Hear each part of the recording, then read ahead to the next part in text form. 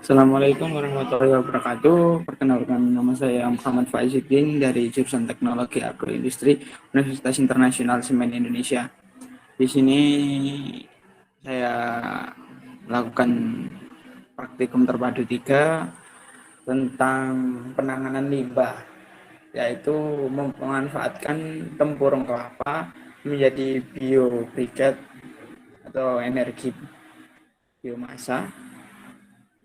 Energi ini sangat berguna karena terbilang bahan bakunya mudah didapat dan banyak ditemukan di sekitar kita, terutama di pasar-pasar terdekat. Biasanya penjual-penjual kelapa atau es degan itu banyak tempurung kelapa di situ, dan limbahnya itu kebanyakan itu masih ditaruh di tempat dekat mereka berjualan, hanya ditumpuk saja tanpa dilakukan pemanfaatan, padahal itu adalah mempunyai nilai ekonomis yang tinggi. Untuk selanjutnya, tempurung kelapa terletak di bagian dalam kelapa setelah sabut dan merupakan lapisan yang keras dengan ketebalan 3 sampai 5 mili. Tempurung kelapa termasuk dalam golongan kayu yang relatif keras dengan punya kadar air yang sekitar 9 sampai 10%. Dihitung berdasarkan berat kering, bukan berat basah. Kelapa secara kimia memiliki sifat kimia yang tersusun dari lignin, cellulose, dan hemeliose, dan bisa dimanfaatkan menjadi biomasa dan bisa diperbarui lagi, dimanfaatkan menjadi briket arang. Biasanya dibakar langsung menjadi arang, itu bisa digunakan untuk kita membuat sate atau membuat bakar-bakaran yang lain. Tapi juga bisa diolah menjadi biobriket, yang mana ketika tempurung kelapa sudah dibakar lalu dilakukan penghalusan, setelah itu dicampur dengan tepung kanji lalu dicetak.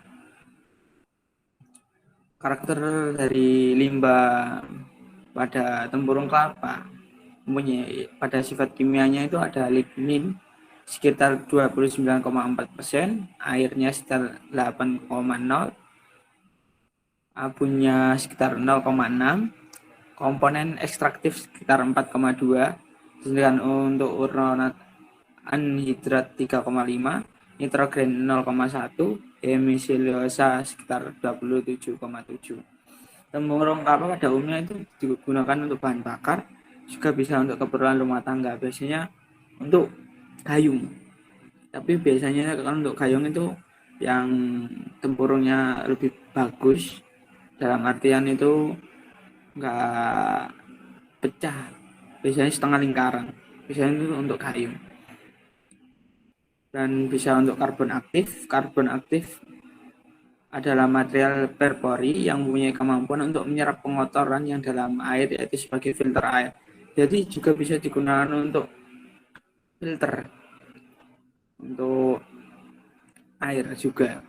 Daun kelapa sendiri itu selain digunakan untuk sebatas biobriket ataupun filter air tadi karena punya karbon aktif, juga bisa dimanfaatkan untuk kalung. Bisa di jadikan serabut ya, nanti dipintal, bisa menjadi kayak tali kecil-kecil gitu, bisa menjadi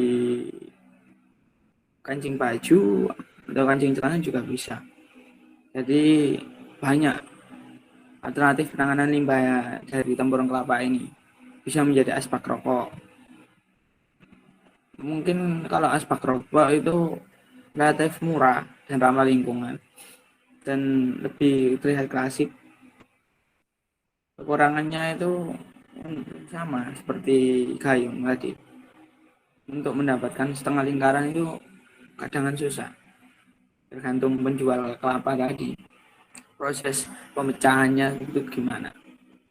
Kalau untuk kancing baju ya kita menyesuaikan ukuran. Keuntungannya itu ramah lingkungan karena tidak menggunakan bahan plastik untuk kancing baju, tapi menggunakan tempurung kelapa. Kekurangannya itu proses pembuatannya yang cukup lama. Karena apa? Kita harus mengeringkan dulu, setelah dipilah, dikeringkan, baru kita cetak sesuai ukuran. Terus akhirnya kita lakukan penghalusan agar tidak kasar. Lalu kita vernish atau kita cat agar bisa terlihat mengkilap gitu. Jadi prosesnya juga cukup lama. Untuk pembuatan arang ini terbilang ekonomis karena ini termasuk limbah. Kekurangannya itu terkadang bahan bakunya kurang karena permintaan pasar yang terlalu banyak. Kadangan masih dijemur, belum benar-benar kering, tapi permintaan dari konsumen atau pasar itu terlalu banyak. Jadi keseimbangan pasar ini. Begitu juga dengan biobriket. Penggunaan biomasa ini termasuk ekonomis, ramah lingkungan, serta melimpah bahan bakunya.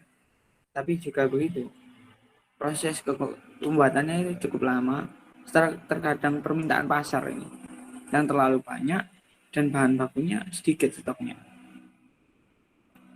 Untuk potensi biobriket sendiri, biobriket memiliki pasar maupun konsumen yang cukup luas, tidak hanya di Indonesia tapi di luar negeri sana.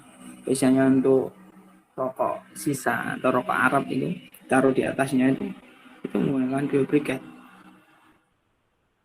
Bahan baku tempurung karang mudah didapat di Indonesia karena kita tahu kita adalah negara yang beriklim subtropis, di mana setiap ada pantai, bagian tepi pantai itu mesti banyak pohon kelapa. Di Jawa Timur di daerah Lumajang, beberapa belum ke sana itu banyak. Biobriket merupakan energi bahan bakar yang bisa digunakan terus-menerus, jadi bisa dihasilkan lagi. Selama kita masih menanam pohon kelapa dan pohon kelapa menghasilkan buah kelapa, akhirnya tempurung bisa kita kelola. Pengolahan biobriket yang sederhana bisa diaplikasikan banyak masyarakat karena proses pembuatannya tidak terlalu rumit. Kalau menggunakan alat manual hanya untuk kebutuhan sedikit itu relatif mudah.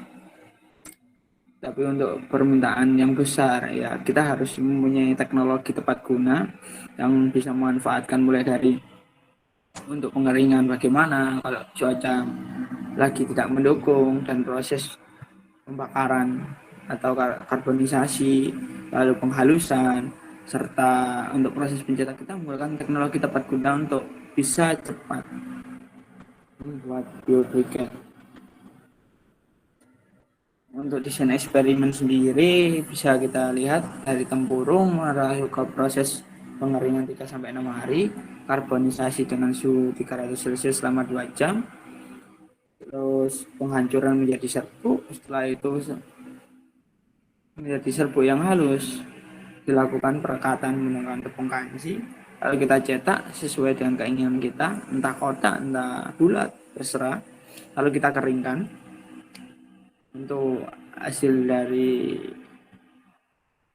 biobriket sendiri itu ada kompor biobriket, ada tempurung kelapa yang saya maksud setengah lingkaran itu seperti itu yang ada di pojok kiri itu bisa digunakan untuk asbak atau gayung. Yang pojok kanan paling bawah itu adalah baranya, itu proses yang sudah kering.